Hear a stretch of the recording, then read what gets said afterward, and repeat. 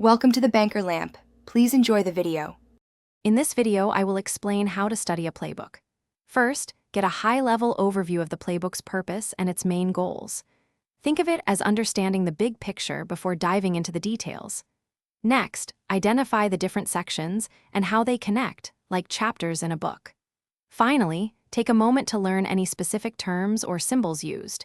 This foundational step ensures you speak the same language as the playbook itself. This initial phase is crucial for building a solid understanding. Now, let's deconstruct each play. For every single play, break it down into its individual components. This means understanding what each person or element is supposed to do. Clearly define the roles and responsibilities for every participant involved in that specific play.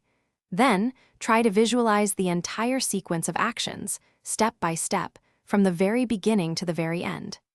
Imagine it unfolding in real time. This helps solidify your comprehension of the play's execution.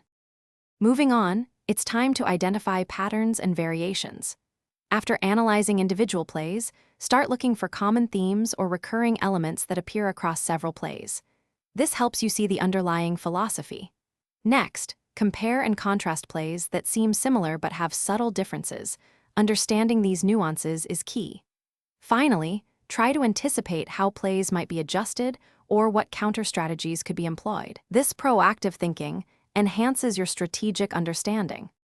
For our final step, focus on active recall and application. Regularly test yourself by trying to recall plays from memory without looking at the playbook. This strengthens your retention. Engage in discussions with teammates or colleagues about different plays. This can reveal new insights and highlight areas where your understanding might be incomplete. Most importantly, practice applying the playbook concepts in simulated environments or actual scenarios. Consistent application is vital for mastery and effective execution. Thanks for watching. If this was helpful, leave a like and consider subscribing. See you next time.